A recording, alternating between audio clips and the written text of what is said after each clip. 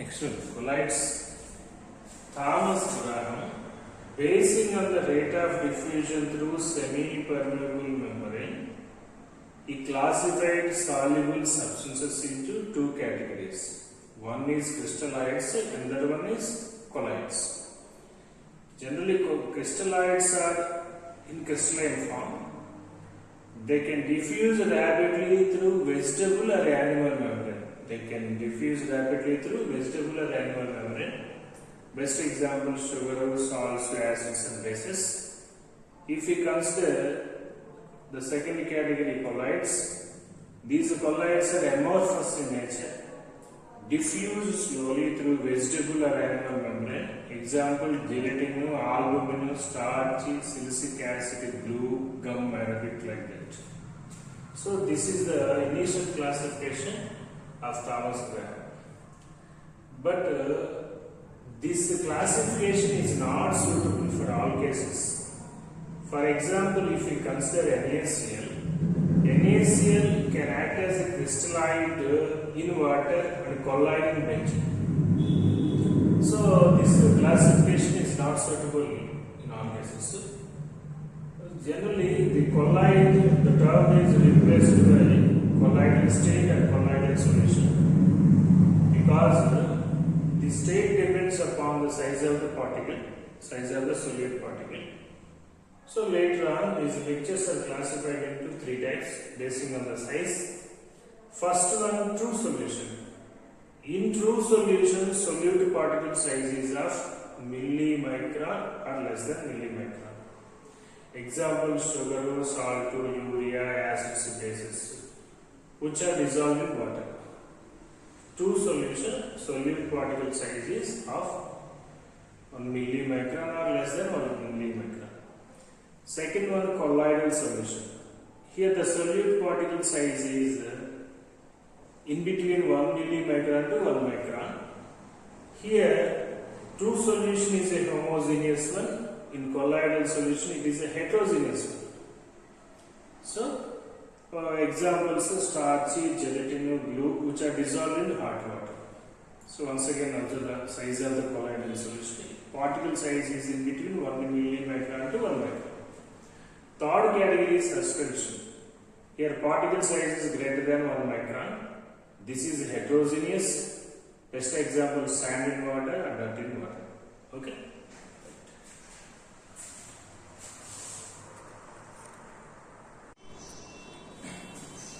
Next one. Colloidal solution consists of two different parts. First one is dispersed or internal or discontinuous phase. Once again, colloidal solution contains two parts. First one is dispersed or internal or discontinuous phase. That is dispersed. Second one is dispersion or external or continuous medium. So the phase in which dispersion is done. This is the phase in which dispersion is done. Okay, let us discuss few examples. Smoke. Carbon particles are present in air. Carbon particles, these are phase. Air means medium. Next, cloud. Water droplets are present in air. Water droplets are phase. Air is medium. Next is starch solution. Okay, starch particles in water. So here starch particles are phase, water is medium. Next one, gold salt. Gold particles in water. Gold particles are phase, and water is medium. Next, milk. Liquid fat droplets in water. This is phase, that is medium. Water is medium. Blood. Albuminoid substances in water. Here albuminoid substances represents phase. Along with water, some salts and other substances also there, which represents medium. Okay.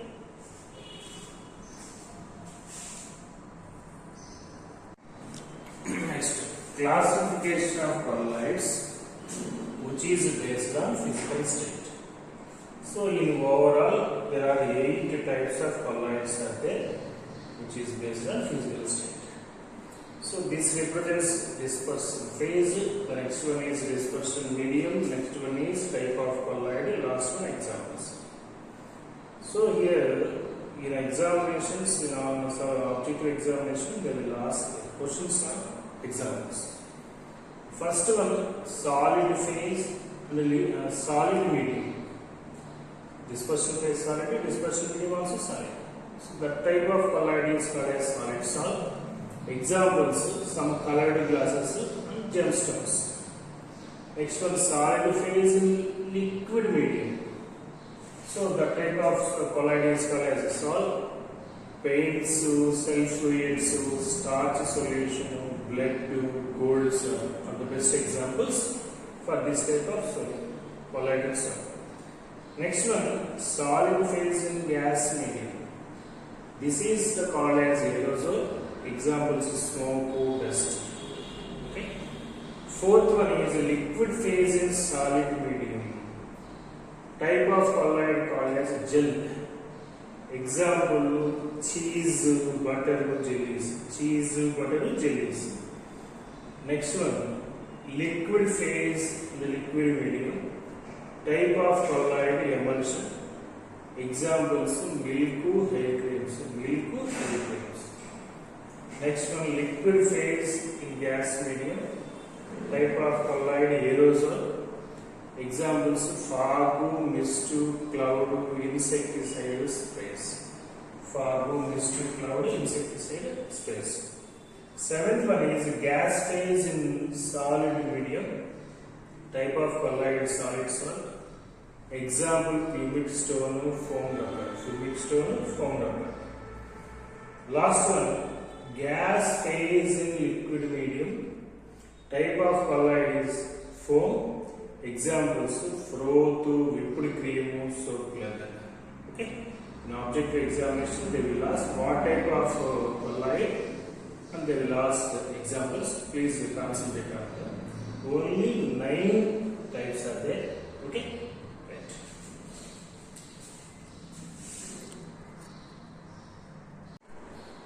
Next one, classification based on interaction between two phases.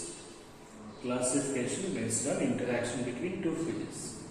So one is dispersal phase, second one is dispersal medium.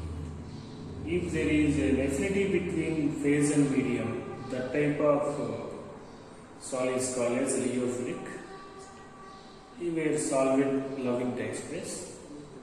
If there is no affinity between phase and medium, that is called as lyophobic, that means solvent hating. Okay? These are the properties.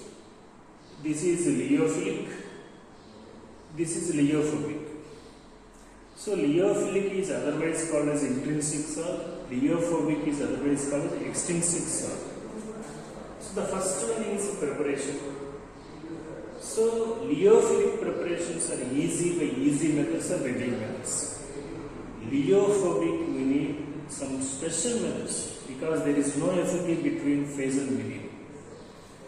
Nature of lyophilic, generally it can carry very less or no charge, sometimes no charge. If charge is there, it is a little bit charge only. But in the case of lyophobic, either they can carry positive or negative. Okay?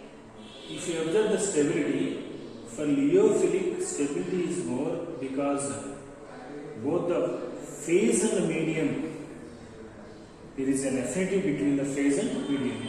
Because of the absence of affinity between phase and medium, the stability of lyophobic is less. Next one, action of electrolyte. Suppose from action you can add an electrolyte to the salt. In the case of lyophilic, it cannot be easily precipitated. But in the case of lyophobic, it is easily precipitated. Precipitation is easy in the case of lyophobic. Next one, hydration or solvation. Hydration or solvation. Here particles are highly hydrated. Particles are highly hydrated. Their particles are weakly hydrated. Particles are weakly hydrated. Next, viscosity. Viscosity is more than medium. their viscosity is the same as medium. This point is important. For liofilic, viscosity is more than medium. For liophobic, same as medium. Surface tension. So the surface tension is lower than the medium in the case of liofilic, same as medium in the case of liophobic. Next one, visibility. Here the particles cannot be seen even if you see through ultra microscope. But if you use ultra microscope, you can observe the particles in the case of liophobic. In this case, in liofilic, we cannot see the particles even if you use ultra microscope. But in the case of liophobic, you can see the particles through ultra microscope. Reversibility.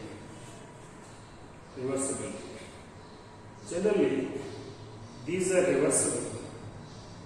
But liophobic, those are not reversible, they are irreversible. Next one, Tyndall effect. They can show weak Tyndall effect.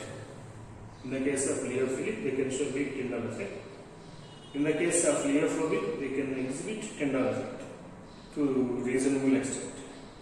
So there are some examples of liofilic and liophobic. If you have the starchy, gelatinous, glue, gum, proteins, rubber, these are with high molecular mass. These are the examples of liofilic salts.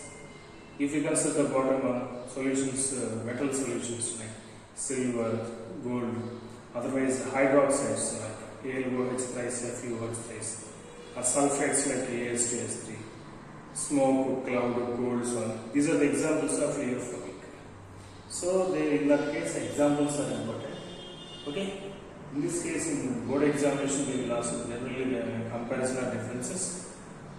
In objective examination, in these two cases, you can get some questions. Okay.